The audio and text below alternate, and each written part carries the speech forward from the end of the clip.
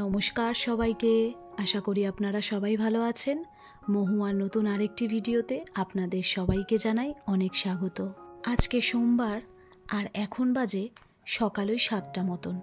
আর এখন থেকেই আজকের ভিডিওটা শুরু করলাম। সকালে ঘুম থেকে উঠেছি ওই 6:45 মতন। উঠে ডোডোর স্কুলের যাবতীয় সমস্ত কাজকর্ম সেরে ওকে স্কুলে দিয়ে এখন লেগে পড়েছি ঘরের কিছু কাজে। আজকে যেহেতু বাড়ি চলে যাওয়ার পালা, তাই জামা কাপড়গুলো সব গুছিয়ে নিচ্ছি, ঠিক যেরকমভাবে ওই বাড়ি থেকে গুছিয়ে এই বাড়ি এসেছিলাম। আর এখন এই বাড়ি থেকেও সমস্ত জামা কাপড় গুছিয়ে নিয়ে আজকে বাড়ি ফেরার পালা। গতকাল রাত থেকেই মনটা কিছুতেই ভালো লাগছে না। কিভাবে যে এতগুলো দিন কেটে গেল কিছুতেই বোঝা গেল না। মায়ের মনটাও ভালো নেই। মায়ের হাতটা এখন অনেকটাই ভালো আছে, এখন অনেকটাই কাজ মা একা একা করে নিতে পারছে। তাই আমিও বাড়ি চলে যাচ্ছি, কারণ বুঝতেই তো পারছেন ওই বাড়িতেও সমস্ত কিছু ছড়ানো ছিটানো বা কিভাবে আছে বাড়ির অবস্থা আমি নিজেও জানি না।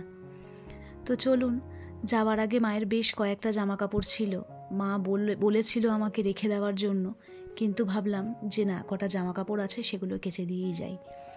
তো যাওয়ার আগেই একটু ছাদটা ঘুরছিলাম আর কি, সকালবেলা তো বেশ ভালো লাগছিল, ঠান্ডা ঠান্ডা একটু হাওয়া দিচ্ছিল।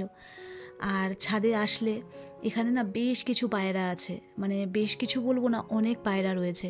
ওরা ছাদের এই কার্নিশগুলোতে থাকে, আর ওদের জন্য এই ছাদে প্রায় 2-3টে জায়গায় জলের ব্যবস্থাও করা রয়েছে। দেখতেই পাচ্ছেন, আমি আর বেশি নিচুতে দেখালাম না, আমার খুব অসুবিধা হয় নিচে তাকাতে। আর হঠাৎই প্লেনটা চোখে পড়লো, তাই আপনাদের সাথেও শেয়ার করলাম। আসলে রোজ দেখি, প্রত্যেক দিন দেখি প্লেনের এই ওঠানামা, কিন্তু তাও যেন ছাদে আসলে মনে হয় দাঁড়িয়ে দাঁড়িয়ে যেন দেখেই যাই। তো আর সময় নষ্ট করলাম না, আজকে অনেকক্ষণ হয়েছে ছাদে এসেছি, মা আবার চিন্তা করবে যে এতক্ষণ ধরে আমি ছাদে কি করছি। তাই জামা কাপড়গুলো চটপট করে কেচে নিলাম। সব জামা কাপড় কিন্তু এখানে কাচার নেই, কয়েকটা ধোয়ারও ছিল, সেগুলো আগে ধুয়ে মেলে দিয়ে এসেছি। তারপরে যে কয়েকটা জামা কাপড় কাচার ছিল সেগুলো কেচে নিলাম। এখন চটপট করে জামা কাপড় কটা মেলে দিয়ে নিচে চলে যাব, আর একটু পরেই জামা কাপড়গুলো শুকনো হয়ে যাবে, তখন এসে তুলে নিয়ে যাব। সকালবেলা আজকে ডোডোকে ব্রেকফাস্টে গোলা রুটি দিয়েছিলাম, তো তার ব্যাটারটা ছিল। নিচে এসে দেখি মা সমস্ত গোলা রুটি বানিয়ে নিয়েছে। তো চা আমার খাওয়া হয়ে গেছিলো, এখন মা চা দিয়ে খাচ্ছে, আর আমিও গোলা রুটি নিয়ে বসে পড়েছি। আর বাবারও খাওয়া হয়ে গেছে, ভাইও খেয়ে বেরিয়ে পড়েছে ওর কম্পিউটার ক্লাসে।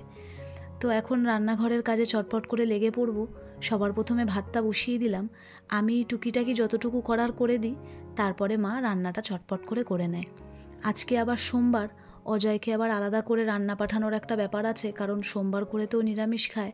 তো আগে এদিকে সমস্ত কিছু গুছিয়ে দিয়ে তারপরে অজয়ের রান্নাটা করব। আর দেখুন, আজকে কলা পাতা কেটে নিয়ে এসেছি, মানে আমি কাটিনি, মা একজনকে দিয়ে কাটিয়েছে। তো অনেক দিন ধরে কলা পাতায় খেতে ইচ্ছা করছিল, তো মা বলল তুই যখন ইচ্ছাই করছে তোর খেতে, তো আজকে তো বাড়ি চলে যাবি, তাই আজকে মা কলা পাতাগুলো মানে কাটানো করিয়েছে আর কি। তো আজকে কলা পাতায় দুপুরবেলা জমিয়ে সবাই মিলে খাওয়া দাওয়া করব। রাতে আজকে আর এখানে খাওয়া দাওয়া করব না, কারণ বিকেলে আমাদের একটা ডান্স প্রোগ্রাম আছে, সেখান থেকে আজকে আবার এক জায়গায় একটা নিমন্ত্রণ আছে, তো সেখানেই রাতের খাওয়া দাওয়াটা করব। তাই তাড়াতাড়ি করে খাওয়া দাওয়া করে বিকেল বেরিয়ে পড়বো এখান থেকে। তো তার আগে মার এই সোফাটাকেও একটু ভালো করে পরিষ্কার করলাম। এত ধুলো হয় না এই সোফাটাতে, কি বলবো আপনাদেরকে। ম্যাক্সিমাম সময় মায়ের ঘরের এই দরজা জানলা বন্ধ থাকে, কিন্তু কোথা থেকে যে ধুলো আসে বোঝাই যায় না। তারপরে ঘরটাকেও একটু ক্লিন করে নিচ্ছি। আর মায়ের ঘরে যেহেতু ঘর মোছার জন্য এই ম্যাজিক মপটা ইউজ করা হয়, তাই আমার ঘর মোছাটা না খুব তাড়াতাড়ি হয়ে যায়।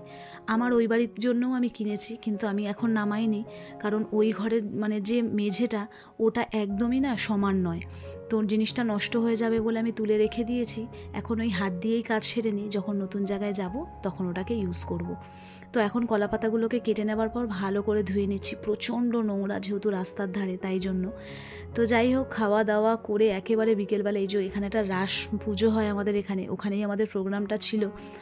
তো আগে ঠাকুর দর্শন করে নিচ্ছি। এখানে প্রত্যেক বছর খুব সুন্দর করে মানে পুজোটা হয়, আমরা প্রত্যেক বছর এখানে প্রোগ্রাম করি। আর সত্যি কথা বলতে ওই দিনের কোনো ডান্সের ভিডিওই আমি করতে পারিনি, কারণ ফোনটা আমার কাছে ছিল না। তাই আমি ভাবলাম দুর্গাপুজোর কিছু ডান্সের ক্লিপ আমার কাছে ছিল, সেইটাই আমি আপনাদের সাথে শেয়ার করি। আশা করি আপনাদের ভালো লাগবে। তো মিউজিক তো এখানে দিলাম না কপিরাইটের জন্য। যদি আপনারা আমাকে কমেন্ট করেন, যদি আপনাদের ইচ্ছে থাকে, তাহলে আমি অবশ্যই আপনাদের সঙ্গে এই ডান্সের ভিডিওটা শেয়ার করে দেবো।